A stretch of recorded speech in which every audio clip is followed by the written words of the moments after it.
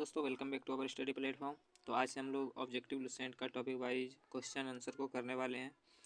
तो हमारा आज का टॉपिक रहने वाला है यूरोपीय का आगमन। यूरोपियन का आगमन हमारा आज का पहला टॉपिक रहने वाला है। तो चलिए ना देरी करते हुए करते हैं हम लोग अपने क्लास को स्टार्ट। और इसका पीडीएफ आपको टेलीग्राम चैनल पे मिल जाएगा और व्हाट्सएप चैनल पे भी प्रोवाइड करा दिया गया है। तो आप दोनों में से किसी एक को ज्वाइन कर सकते हैं या दोनों को भी ज्वाइन कर सकते हैं। तो चलिए शुरू करते हैं हम लोग अपना पहला क्वेश्चन से। तो हमारा पहला क्वेश्चन है कि सूची 1 को सूची 2 के साथ सुमेलित करना है। एक तरफ दिया हुआ है यूरोपीय व्यापारिक कंपनी और दूसरा ओर दिया हुआ है स्थापना वर्ष, यानी कि किस यूरोपीय कंपनी का स्थापना किस वर्ष हुआ था। तो पुर्तगाल ईस्ट इंडिया कंपनी का स्थापना कब हुआ था? 1498 में हुआ था। बिल्कुल सही है, एक का एक हो जाएगा। ब्रिटिश ईस्ट इंडिया कंपनी का स्थापना कब हुआ था? 1600 ईस्वी में हुआ था। और डच ईस्ट इंडिया कंपनी का स्थापना जो हुआ था ये हुआ था 1602 में। और फ्रेंच ईस्ट इंडिया कंपनी का स्थापना हुआ था 1664 ईस्वी में। तो ये एक का एक, दो बी का दो, सी का 3 और डी का 4 हो जाएगा। ऑप्शन नंबर ए इसका करेक्ट आंसर हो जाएगा। अगला क्वेश्चन देखते हैं हम लोग। और अगला क्वेश्चन में भी बोला गया कि सूची 1 को सूची 2 के साथ सुमेलित करना है, लेकिन इसमें दिया हुआ है व्यापारिक कंपनी और इसका मुख्यालय। तो पुर्तगाली ईस्ट इंडिया कंपनी का मुख्यालय कहाँ था? तो गोवा था। ब्रिटिश ईस्ट इंडिया कंपनी का मुख्यालय कहाँ था? कोलकाता था। और डच ईस्ट इंडिया कंपनी का मुख्यालय जो था वो था नेगपट्टनम में। और फ्रेंच ईस्ट इंडिया कंपनी का जो मुख्यालय था वो था पांडिचेरी। तो इसका भी हो जाएगा ऑप्शन नंबर ए, यानी कि ए का 1, बी का 2 और सी का 3, डी का 4 हो जाएगा। ऑप्शन नंबर ए इसका करेक्ट आंसर हो जाएगा। अगला क्वेश्चन है हमारा कि निम्नलिखित में से किस यूरोपीय व्यापारी कंपनियों का मध्यकाल में भारत में आगमन हुआ? तो मध्यकाल में भारत में आगमन किस यूरोपीय व्यापारिक कंपनी का हुआ था? तो पुर्तगाली, British, Dutch, Danish, French, Flanders और स्वीडिश, ये सभी कंपनी जो है यूरोपीय कंपनी, इसका भारत में आगमन हुआ था मध्यकाल में। तो ऑप्शन डी इसका करेक्ट आंसर हो जाएगा, उपयुक्त सभी। अगला क्वेश्चन है वह पुर्तगाली कौन था जिसने गोवा पर अधिकार किया था? वह पुर्तगाली कौन था जिसने गोवा पर अधिकार किया था? तो उस पुर्तगाली का नाम क्या था? Alfonso de Albuquerque. और कब किया था? 1510 में। आपको ध्यान रखना है 1510 ईस्वी में अल्फांसो डी अल्बुकर्क ने गोवा पर अधिकार किया था। अगला क्वेश्चन है हमारा कि भारत में ईस्ट इंडिया कंपनी का पहला गवर्नर जनरल कौन था? तो पहला गवर्नर जनरल कौन था? यह था वॉरेन हेस्टिंग। कौन था? Warren Hasting. आपको ध्यान रखना है। अगला क्वेश्चन है निम्नलिखित में से किस यूरोपीय ने भारत में सबसे पहले अपना व्यापार फैलाया और प्रभावित किया? तो सबसे पहले भारत में व्यापार कौन फैलाया था? पुर्तगाली फैलाया था। कौन? पुर्तगाली। अगला क्वेश्चन हो जाएगा हमारा कि वर्ष 1498 ईस्वी में वास्को डी गामा कहाँ उतरा था? तो वास्को डी गामा सबसे पहले केरल के कालीकट में आया था। कहाँ? केरल के कालीकट में। और कब आया था? 1498 में। अगला है वास्को डी गामा कहाँ का रहने वाला था? तो वास्को डी गामा कहाँ का था? पुर्तगाली था। कहाँ का था? पुर्तगाली। अगला क्वेश्चन है हमारा कि वह अंग्रेज जिसने सम्राट जहांगीर के दरबार में आकर भेंट किया, तो जहांगीर के दरबार में कौन अंग्रेज आया था? इसका सही आंसर क्या हो जाएगा? Thomas Roe. क्या हो जाएगा? टॉमस रो इसका सही आंसर हो जाएगा। अगला क्वेश्चन है हमारा, अगला क्वेश्चन है कि गोवा, दमन और दीव का उपनिवेशीकरण मूलतः किया गया था। किसके द्वारा उपनिवेशीकरण किया गया था? तो इसका सही आंसर हो जाएगा पुर्तगालियों द्वारा। किसके द्वारा? पुर्तगालियों द्वारा। अगला क्वेश्चन है अल्बुकर्क ने गोवा को 510 ईस्वी में किससे छीना था? तो अल्बुकर्क गोवा को किससे छीना था 510 ईस्वी में? ये छीना था बीजापुर के सुल्तान से। किससे? बीजापुर के सुल्तान से। तो ऑप्शन बी इसका करेक्ट आंसर हो जाएगा। अगला क्वेश्चन देखते हैं।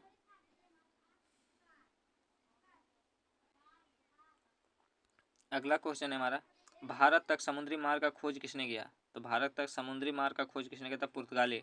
पुर्तगाली में कौन किया था? तो Vasco D gamma. Vasco D gamma 1498 ईस्वी में। कब? 1498 ईस्वी में। अगला क्वेश्चन है ब्रिटिश ने भारत में सूरत में अपना पहला फैक्ट्री स्थापित करने की अनुमति किससे प्राप्त की थी? ब्रिटिश ने भारत में सूरत में अपनी पहली फैक्ट्री स्थापित करने की अनुमति निम्नलिखित में से किससे ली थी? तो किससे लिया था? तो जहांगीर से लिया था। किससे? जहांगीर से। अगला क्वेश्चन है हमारा कि भारत के समुद्री मार्ग का खोज किसने किया था। भारत के समुद्री मार्ग का खोज किसने किया था। तो वास्को डी गामा किया था। कब किया था। 1498 में। कब। 1498 ईस्वी में किया था। और कोलंबस जो किया था वो अमेरिका के खोज किया था। और कब किया था। 1492 ईस्वी में किया था कोलंबस अमेरिका का खोज। आपको ध्यान रखना है। अगला क्वेश्चन है तृतीय कर्नाटक क्या है। तृतीय कर्नाटक युद्ध की समाप्ति किस संधि के तहत हुई थी। तृतीय कर्नाटक युद्ध की समाप्ति जो हुआ था वो हुआ था पेरिस संधि के तहत। किससे। पेरिस संधि के तहत। और एला सापेल संधि जो हुआ था इससे हुआ था प्रथम कर्नाटक युद्ध की समाप्ति। किससे। प्रथम कर्नाटक युद्ध की समाप्ति एला सापेल संधि। अगला क्वेश्चन पुर्तगाली व्यापारिक कंपनी के भारत आगमन का सर्वप्रथम उद्देश्य था। सर्वप्रथम उद्देश्य क्या था उसका पुर्तगाली का। तो इसका था उद्देश्य काली मिर्च व अन्य मसाले का व्यापार पर एकाधिकार प्राप्त करना। यह था पुर्तगाली व्यापारी कंपनी के भारत आगमन का सर्वप्रथम उद्देश्य था। अगला क्वेश्चन है जब 17 मई 1498 में वास्को डी गामा कालीकट में उतरा तो उसका स्वागत किसने किया। तो उसका स्वागत किया था कालीकट के राजा जमोरिन ने किया था। कौन। कालीकट के राजा जमोरिन ने किया था। अगला क्वेश्चन है हमारा कि पुर्तगाली ने भारत में सर्वप्रथम कहाँ फैक्ट्री स्थापित किया था। तो पुर्तगाली सबसे पहले फैक्ट्री स्थापित किया था कालीकट में। कहाँ। कालीकट में। अगला क्वेश्चन है हमारा कि 1717 ईस्वी में निम्नलिखित में से मुगल सम्राट ने अंग्रेजों की ईस्ट इंडिया कंपनी को भारत में व्यापार पर विशेषाधिकार प्रदान करने का फरमान जारी किया था। किसने किया था यह फरमान जारी 1717 ईस्वी में। तो ये फरमान जारी किया था फर्रुखसियार ने। किसने। फर्रुखसियार ने। अगला क्वेश्चन है ब्रिटिश के साथ वेसिन की संधि निम्नलिखित पेशवाओं में से किसने की थी। ब्रिटिश के साथ वेसिन की संधि निम्नलिखित पेशवाओं में से किसने की थी। तो क्या था। बाजीराव सेकंड ने। किसने किया था। बाजीराव सेकंड ने। ऑप्शन डी इसका करेक्ट आंसर हो जाएगा। अगला क्वेश्चन है हमारा कि ईस्ट इंडिया कंपनी के नेतृत्व में रॉबर्ट क्लाइव का उत्तराधिकारी निम्न में से कौन था। ईस्ट इंडिया कंपनी के नेतृत्व में रॉबर्ट क्लाइव का उत्तराधिकारी कौन था। तो ये था वॉरेन हेस्टिंग। कौन था। Warren Hasting. अगला क्वेश्चन किस पुर्तगाली गवर्नर ने नीले पानी की नीति यानी ब्लू वाटर पॉलिसी अपनाई। तो ब्लू वाटर पॉलिसी को किसने अपनाया था। तो अपनाया था फ्रांसिस्को डी अल्मीडा। क्या। Francisco de Almeida. Option A इसका करेक्ट आंसर हो जाएगा। अगला क्वेश्चन है हमारा कि किसे भारत में पुर्तगाली साम्राज्य का वास्तविक संस्थापक कहा जाता है। तो वास्तविक संस्थापक अगर पूछे तो हो जाएगा अल्फांसो डी अल्बुकर्क। वास्तविक संस्थापक हो जाएगा अल्फांसो डी अल्बुकर्क। और ब्लू जल नीति किसने अपनाया था। तो ये अल्मीडा। कौन। अल्मीडा। अगला क्वेश्चन है अल्बुकर्क ने बीजापुर के सुल्तान से गोवा छीना। अल्बुकर्क ने बीजापुर के किस सुल्तान से गोवा छीना था। तो ये था यूसुफ आदिल शाह। किससे। यूसुफ आदिल शाह से गोवा को छीना था। अगला क्वेश्चन है हमारा कि पुर्तगाली उपनिवेश का प्रथम गवर्नर भारत में कौन हुआ। पुर्तगाली उपनिवेश का प्रथम गवर्नर भारत में कौन हुआ। तो इसका सही आंसर क्या हो जाएगा। इसका सही आंसर हो जाएगा फ्रांसिस्को डी अल्मीडा। कौन हो जाएगा। फ्रांसिस्को डी अल्मीडा इसका सही आंसर हो जाएगा। अगला क्वेश्चन है निम्नलिखित में से किस अंग्रेज ने पुर्तगालियों को सौली या स्वाली के स्थान पर हराया। सौली या स्वाली के स्थान पर हराया। तो किसने हराया था अंग्रेज। निम्नलिखित में से किस अंग्रेज ने पुर्तगालियों को सौली या स्वाली के स्थान पर हराया। तो यह हराया था थॉमस वेस्ट ने। किसने। थॉमस वेस्ट ने। अगला क्वेश्चन है हमारा कि निम्नलिखित में से प्रथम कर्नाटक युद्ध का तत्कालिक कारण क्या था।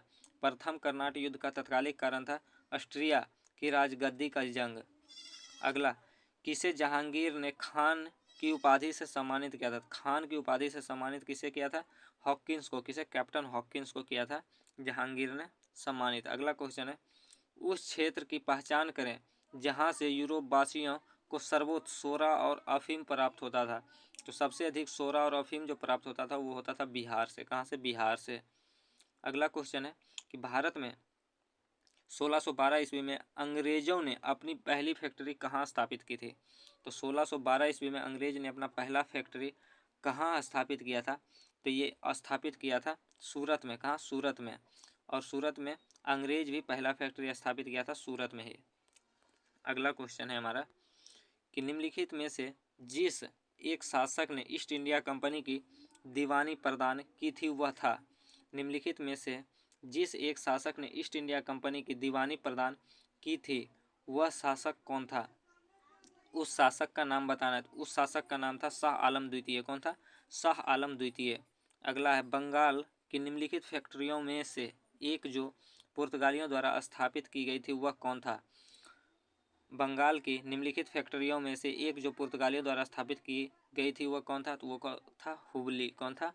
हुगली। ये आपको ध्यान रखना है। अगला क्वेश्चन है हमारा, एक द्वीप पर निर्मित भारत का सबसे बड़ा नगर कौन सा है? तो एक द्वीप पर निर्मित भारत का सबसे बड़ा नगर है मुंबई। कौन है? मुंबई को ध्यान रखना है। भारत में तंबाकू का प्रचलन का श्रेय किसे दिया जाता है? पुर्तगालियों का। तंबाकू का श्रेय हो गया, आलू का श्रेय हो गया, प्रिंटिंग प्रेस का श्रेय हो गया, तो ये सभी पुर्तगालियों को दिया जाता है, आपको ध्यान रखना है। अगला क्वेश्चन है और बोल रहा है कि सूची 1 को सूची 2 से सुमेलित करें। Estado the India, Estado the India यह था पुर्तगालियों के समुद्री साम्राज्य का नाम था। पुर्तगालियों के समुद्री साम्राज्य का नाम क्या था? तो एस्तादो इंडिया था। कॉर्टेज क्या था? तो पुर्तगालियों द्वारा जारी की जाने वाली पारपत्र या आज्ञा पत्र को क्या कहा जाता था? कॉर्टेज कहा जाता था। अगला है इंक्विजिशन। क्या है? इंक्विजिशन पुर्तगालियों द्वारा स्थापित धार्मिक न्यायाधिकरण। पुर्तगालियों द्वारा स्थापित धार्मिक न्यायाधिकरण को क्या कहा जाता था? तो इसे कहा जाता था इंक्विजिशन। क्या कहा जाता था? इंक्विजिशन। अगला है पोर्टो ग्रांडे। क्या है? पोर्टो ग्रांडे पुर्तगालियों द्वारा चिटगांव को दी गई संज्ञा। पुर्तगालियों द्वारा चिटगांव को दी गई संज्ञा को क्या कहा गया था? पोर्टो ग्रांडो, जिसे महान बंदरगाह कहा जाता था। तो ऑप्शन इसका हो जाएगा, ऑप्शन नंबर ए इसका करेक्ट आंसर हो जाएगा। अगला क्वेश्चन है हमारा, अगला क्वेश्चन कि 18वीं सदी में भारत में लड़े गए युद्ध में निम्नलिखित में सही कालानुक्रम कौन सा है? तो सही कालानुक्रम बताना। 18वीं शताब्दी में लड़ा गया था तो सबसे पहले हो जाएगा अंबर का युद्ध, फिर प्लासी का युद्ध, वांडीवस और बक्सर का युद्ध। तो अंबर का युद्ध कब हुआ था? ये हुआ था 1749 में अंबर का युद्ध। प्लासी का युद्ध हुआ था 1757 में। वांडीवस का युद्ध हुआ था 1760 में और बक्सर का युद्ध हुआ था 1764 में। आपको ध्यान रखना है। अगला क्वेश्चन देखते हैं। अगला क्वेश्चन है हमारा कि भारत में यूरोपीय शक्ति के प्रवेश के संदर्भ में कौन सा कथन सही नहीं है? भारत में यूरोपीय शक्ति के प्रवेश के संदर्भ में कौन सा कथन सही नहीं है? तो ऑप्शन ए इसका करेक्ट आंसर हो जाएगा। पुर्तगाली 1499 ईस्वी में गोवा पर कब्जा किया था। तो 1499 में नहीं, कब किया था? 1510 ईस्वी में किया था। और कौन किया था? तो अल्फांसो डी अल्बुकर्क ने किया था। यूसुफ आदिल शाह से जीत लिया था गोवा को। अगला क्वेश्चन है हमारा कि भारत में फ्रांसीसी ने अपना सबसे पहले कारखाना किस स्थान पर लगाया था? तो फ्रांसीसी सबसे पहला कारखाना कहाँ लगाया था ये आपको बताना है। तो फ्रांसीसी सबसे पहले कारखाना लगाया था, कहाँ लगाया था? सूरत में। ऑप्शन ए इसका सही आंसर हो जाएगा। अगला है भारत में पहला मुद्रण मशीन यानी प्रिंटिंग प्रेस का स्थापना किसने किया था? प्रिंटिंग प्रेस का भी स्थापना पुर्तगालियों ने ही किया था। अगला क्वेश्चन है यूरोपीय व्यापारिक कंपनियों के कारखाने होते थे। तो कारखाने कैसे होते थे? यूरोपीय व्यापारिक कंपनियों के कारखाने कैसे होते थे? तो भंडार गृह एवं उत्पादन केंद्र दोनों होते थे। क्या? भंडार गृह एवं उत्पादन केंद्र दोनों होते थे।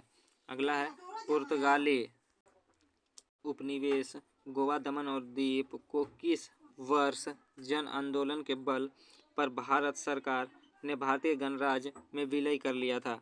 पुर्तगाली उपनिवेश गोवा, दमन और दीप को किस वर्ष जन आंदोलन के बल पर भारत सरकार ने भारत गणराज्य में विलय कर लिया? तो इसका सही आंसर क्या हो जाएगा? इसका सही आंसर हो जाएगा 1961 ईस्वी। कब? 1961 ईस्वी। अगला क्वेश्चन है हमारा कि पुर्तगालियों की पहली फैक्ट्री कालीकट में 1500 ईस्वी में किसने स्थापित किया था? पुर्तगालियों की पहली फैक्ट्री कालीकट में किसने स्थापित किया था? ये क्वेश्चन है। तो इसका सही आंसर क्या हो जाएगा?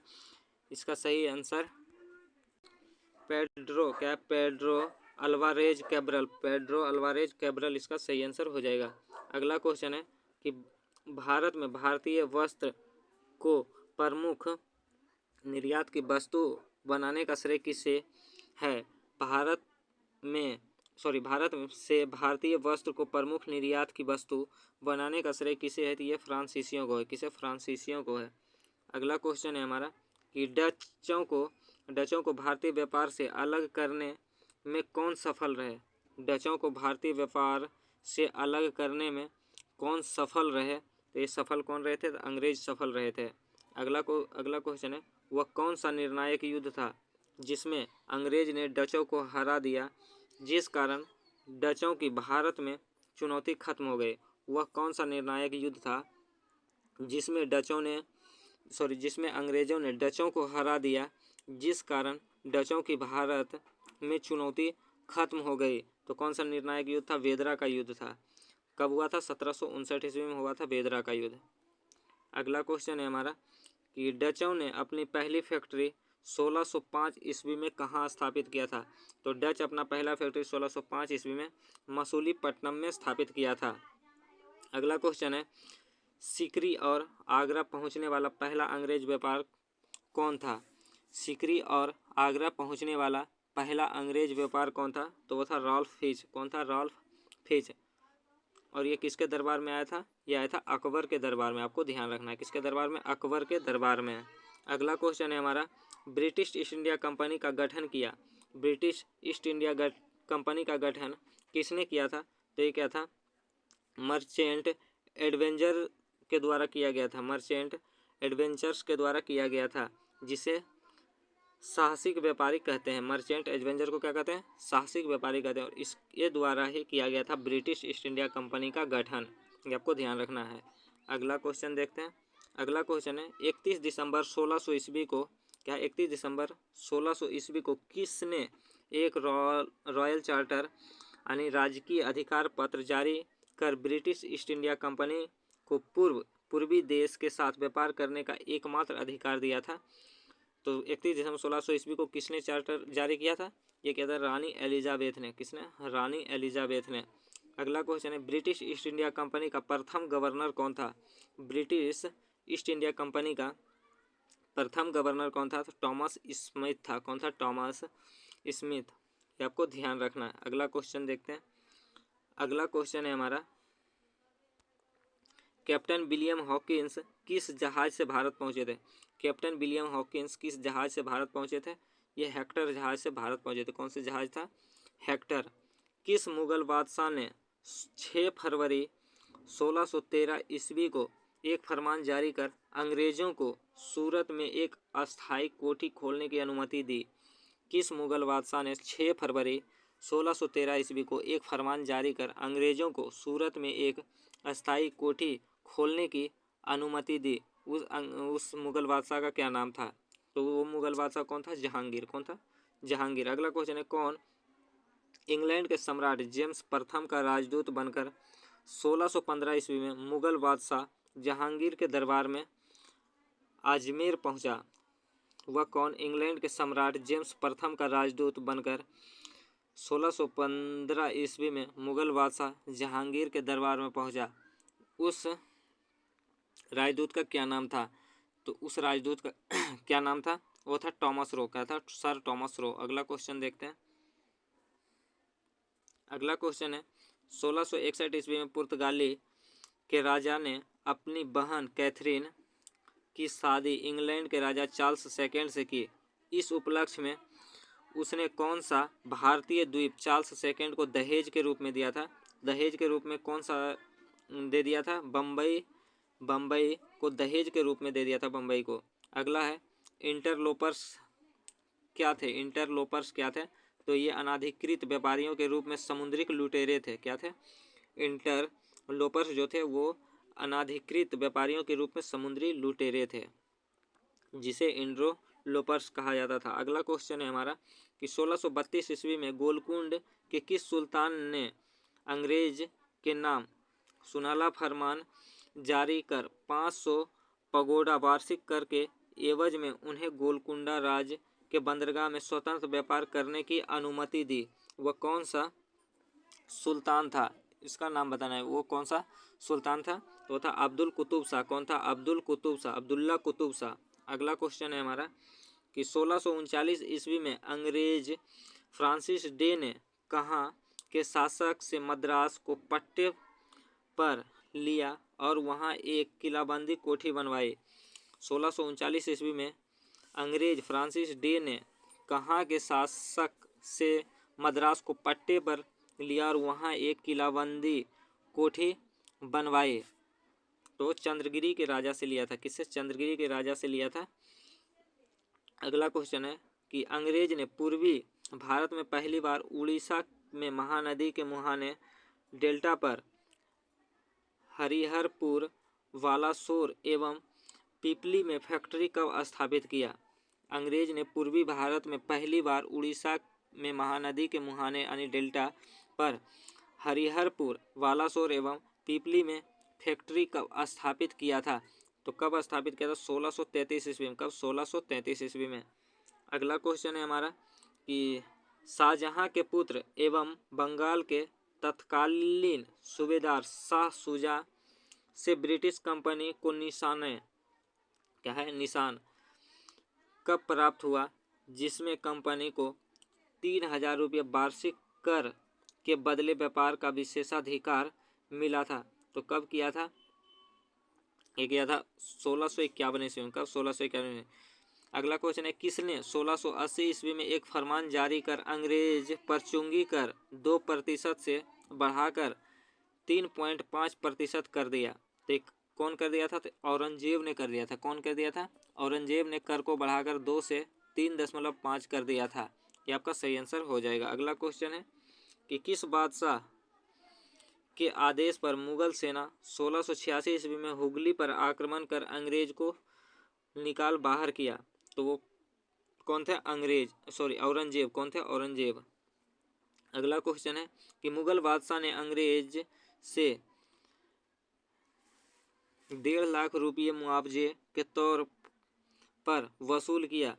किस मुगल बादशाह ने अंग्रेज से 1.5 लाख रुपये मुआवजे के तौर पर वसूल किया? उस मुगल बादशाह का क्या नाम था? तो मुगल बादशाह था औरंगजेब। कौन था? औरंगजेब। अगला क्वेश्चन है हमारा कि अंग्रेजों को सुल्तानाती क्या है? अंग्रेजों को सुल्तानाती कालिकता एवं गोविंदपुर नामक 3 गांवों की जमींदारी खरीदने की अनुमति देने वाला बंगाल का सूबेदार कौन था? तो अंग्रेजों के सुल्तानाती कालिकता एवं गोविंदपुर नामक 3 गांवों की जमींदारी खरीदने की अनुमति देने वाला बंगाल का सूबेदार कौन था? बंगाल का सूबेदार था अजीम उस शान। क्या था? अजीम उस शान। अगला है अंग्रेज ने सुल्तानाती कालिकता एवं गोविंदपुरी की जमींदारी कितने में खरीदी थी? तो ये 1200 रुपये में खरीदी थी। कितने में? 1200 रुपये में। अगला क्वेश्चन है हमारा कि भारत में ब्रिटिश उपनिवेशवाद के दौरान नए शहरों का प्रादुर्भाव हुआ। कलकत्ता जो अब कोलकाता है उन प्रथम शहरों से एक था। निम्नलिखित में से कौन से गांव मिलकर कलकत्ता शहर बना था? कौन कौन से गांव मिलकर कलकत्ता शहर बना था? तो ये सुल्तानाती कालिकता एवं गोविंदपुरी ये तीनों गांव मिलकर कलकत्ता शहर का निर्माण हुआ था। अगला क्वेश्चन है कि 30 सितंबर 1716 को मुगल बादशाह फर्रुखसियार द्वारा ब्रिटिश कंपनी के नाम जारी फरमान के संबंध में क्या सही है? 30 सितंबर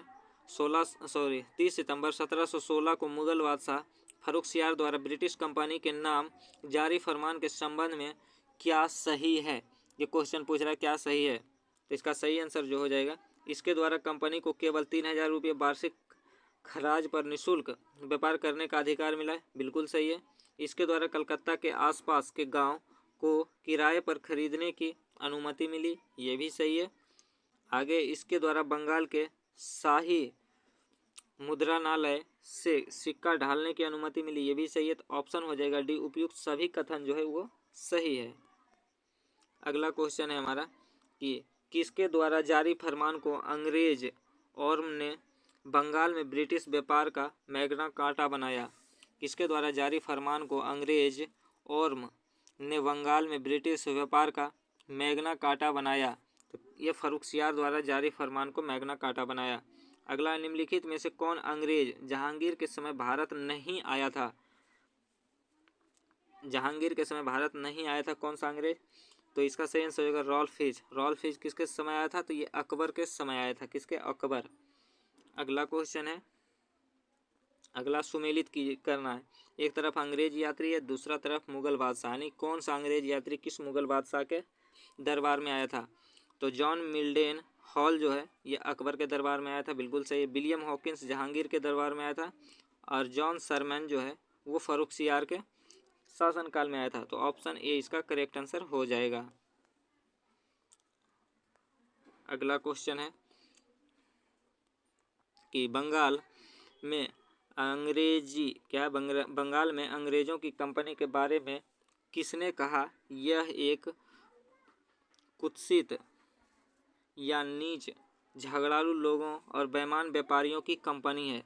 किसने कहा था? तो ये कहा था शाइस्ता खां। किसने कहा था? शाइस्ता खान ने कहा था।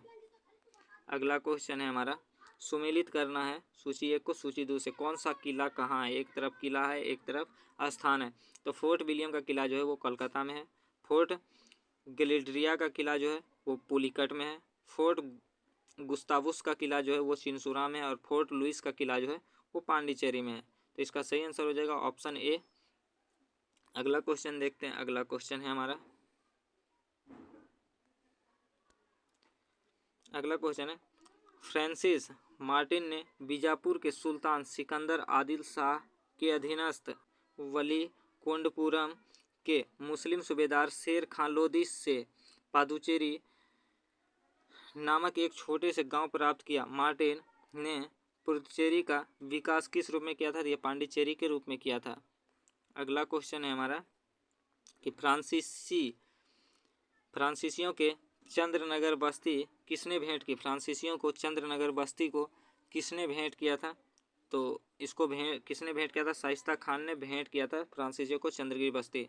अगला है, मुगल बादशाह ने किसे नवाब की पदवी प्रदान की थी? मुगल बादशाह ने किसे नवाब की पदवी प्रदान की थी? तो नवाब की पदवी डुप्ले को प्रदान किया था।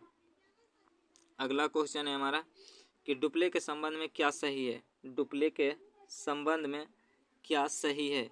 ये क्वेश्चन पूछा है, आपको बताना है। तो डुप्ले के संबंध में वह पहला व्यक्ति था जिसने भारत में यूरोपीय साम्राज्य यानी उपनिवेश की नींव रखी, बिल्कुल सही है। अगला है, उसने यानी डुप्ले ने पहली बार यूरोपीय सेना को भारतीय राज दरबार में भारतीय खर्च पर नियुक्त करवाया था, ये भी सही है। अगला है कि उसने पहली बार वे हथकंडे का प्रयोग किए जो भारत को जीतने के लिए अंग्रेज के मार्गदर्शक बने, तो ये भी सही है। तो ऑप्शन डी इसका सही आंसर हो जाएगा। उपयुक्त सभी कथन सही है। अगला क्वेश्चन है हमारा कि पांडिचेरी के गवर्नर जनरल बनने के पूर्व डुप्ले कहाँ का गवर्नर नियुक्त किया गया था? पांडिचेरी के गवर्नर जनरल बनने के पूर्व यानी पांडिचेरी के गवर्नर जनरल बनने के पहले जो डुप्ले कहाँ के गवर्नर नियुक्त किया गया था? तो एक कहाँ का गवर्नर नियुक्त किया गया था? चंद्रनगर का। कहाँ का? चंद्रनगर का। अगला है, डुप्ले के बाद पांडिचेरी का गवर्नर कौन बना? डुप्ले के बाद पांडिचेरी का गवर्नर कौन बना? ये क्वेश्चन है। तो इसका सही आंसर होगा गोडेहू बना था। कौन? डुप्ले के बाद पांडिचेरी का गवर्नर जो बना था वो गोडेहू बना था।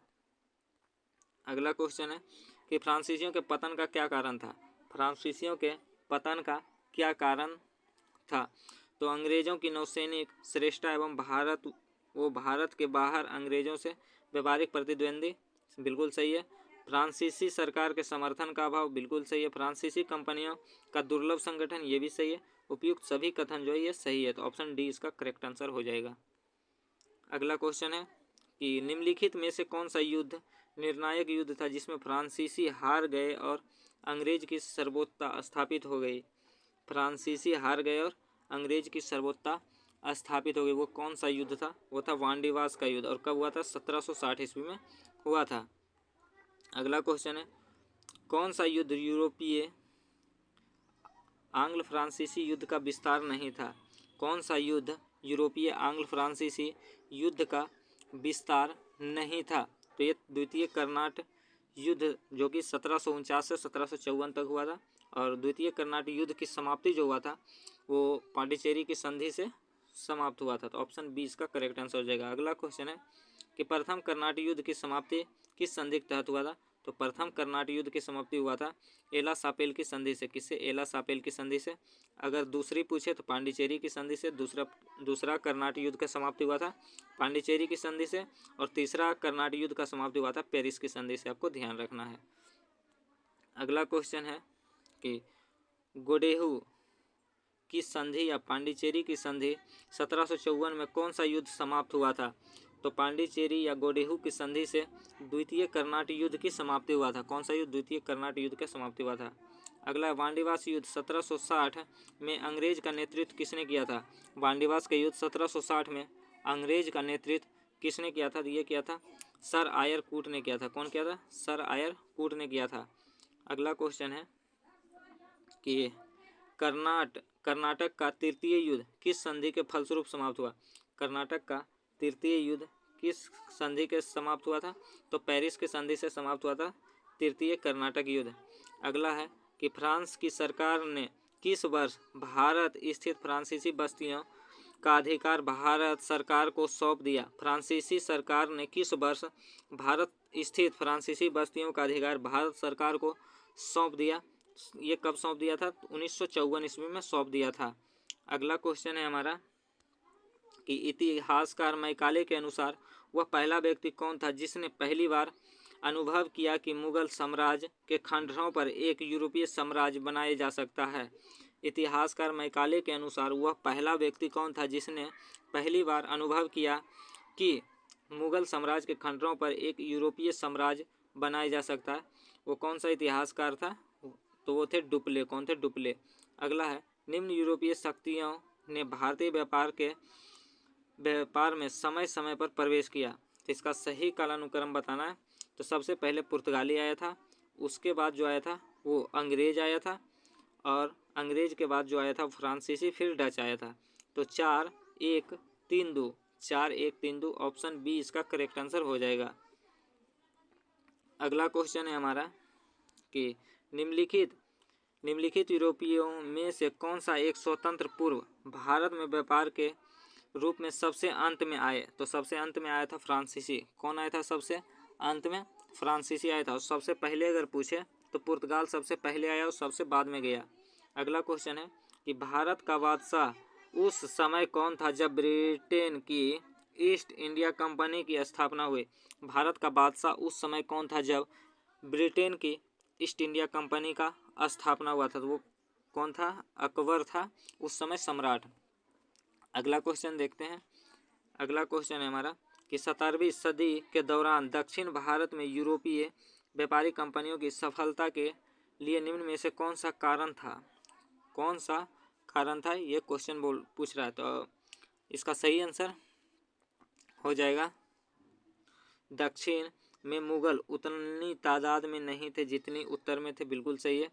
विजयनगर राज्य 16वीं सदी के अंत में उखाड़ फेंका गया। ये भी सही है। दक्षिण में अनेक छोटे और कमज़ोर राज्य थे। ये भी सही है। तो ऑप्शन ए इसका करेक्ट आंसर हो जाएगा। 1, 2, 3 सही, सभी सही है। अगला क्वेश्चन है हमारा कि 15 अगस्त 1947 के बाद भारत का कौन सा भाग पुर्तगाल के अधीन बना रहा? तो 1947 के बाद भी गोवा पुर्तगाल के अधीन था। गोवा कब आज़ाद हुआ था? तो ये 1961 में आज़ाद हुआ था। कब? 1961 में। अगला क्वेश्चन देखते हैं। अगला क्वेश्चन है पांडिचेरी जो वर्तमान में पुडुचेरी के संदर्भ में निम्नलिखित कथनों पर विचार करें। निम्नलिखित कथनों पर विचार करें पांडिचेरी के संबंध में। तो इसका सही आंसर क्या हो जाएगा? पांडिचेरी पर कब्जा करने वाला पहला यूरोपीय शक्ति फ्रांसीसी थे। यही सही हो जाएगा। ऑप्शन ए केवल एक सही है। अगला क्वेश्चन है हमारा कि लंदन में ब्रिटिश ईस्ट इंडिया कंपनी के गठन के समय भारत में निम्नलिखित में से कौन बादशाह था? लंदन में ब्रिटिश ईस्ट इंडिया कंपनी के समय भारत का सम्राट या भारत का बादशाह कौन था? तो वो था अकबर। कौन था? अकबर। अगला क्वेश्चन है कि बांडीवास युद्ध 1760 ईस्वी में बांडीवास के युद्ध 1760 ईस्वी में किसके बीच हुआ था और कौन जीता था? तो ये हुआ था ब्रिटिश और फ्रेंच के बीच में हुआ था। ब्रिटिश और फ्रेंच के बीच में हुआ था, जिसमें ब्रिटिश ने फ्रेंच को हरा दिया था, जिसमें ब्रिटिश ने फ्रेंच को हराया था। तो ऑप्शन सी इसका करेक्ट आंसर हो जाएगा। तो ये था हमारा आज का सेशन। वीडियो को कैसा लगा कमेंट करके जरूर बताएगा। साथ ही साथ अगर नए हैं तो चैनल को सब्सक्राइब कर लीजिएगा इसी तरह के इंपॉर्टेंट क्लास को देखने के लिए। और पीडीएफ के लिए टेलीग्राम चैनल को ज्वाइन जरूर कर लीजिएगा या व्हाट्सएप चैनल को ज्वाइन कर लीजिएगा, जिसका लिंक डिस्क्रिप्शन में है। तो चलिए मिलते हैं फिर नेक्स्ट टॉपिक के साथ नेक्स्ट वीडियो में। तब तक के लिए जय हिंद, वंदे मातरम।